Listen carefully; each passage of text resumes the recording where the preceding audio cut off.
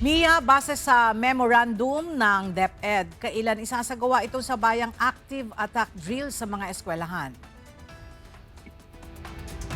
Magandang tanghali sa iyo, Ella. Magkakaroon ng nationwide simultaneous school safety drill ang Department of Education para sa active attack incident sa August 25, 2026, Martes, ganap na alas 9 ng umaga. Batay sa memorandum ng DepEd na may petsang August 12, inatasan ang lahat ng public at private elementary at secondary schools na magsagawa ng drill batay sa kanilang localized full contingency plan para sa active attack incident.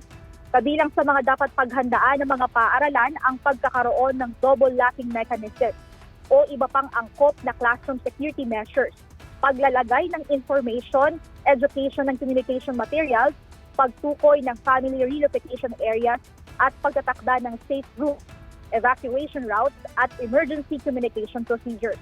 Kailangan din ng mga paaralan na makipag-ugnayan sa PTA o Parent-Teacher Association, local government unit, Philippine National Police, Bureau of Fire Protection at Local Disaster Risk Reduction and Management Office at mag-imbita ng isang expert bilang external evaluator. Samantala, inaatasan naman ng school head na i-activate ang full disaster risk reduction and management team, magsagawa ang drill at magsagawa ng evaluation pagkatapos nito. May itatalagang ceremonial venue sa bawat rehiyon para sa simultaneous drill habang hinihikayat ang lahat ng paaralan na isagawa rin ng kanilang sariling active attack incident drill. Para sa mga paaralan na hindi makapagsasagawa ng drill sa August 25, kailangan nila agad ipagbigay alam sa Division DRRM Coordinator ang dahilan ng pagpapaliban at ang panukalang bagong schedule. Samantala, ang mga paaralan naman na nakapagsagawa ng drill bago ang itinakdang petsa ay hindi na kailangang ulitin ito. Pagkatapos ng drill, lahat ng paaralan ay kailangang magsumite ng online report na kabilang ang accomplished evaluation form, photo at video documentation at updated school contingency plan para sa active attack incident.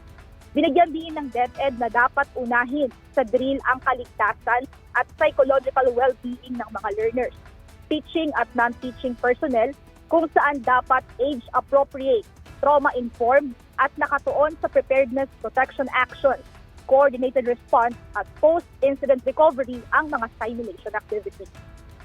Ella, sa Martes naman, inaasahan naman natin na tutungo ang Department of Education sa isang paaralan sa San Rafael, Bulacan upang bisitahin ang isasagawang drill sa naturang eskwelahan. At yan muna ang update. Balik sa iyo, Ella. Maraming salamat, Mia Alonzo.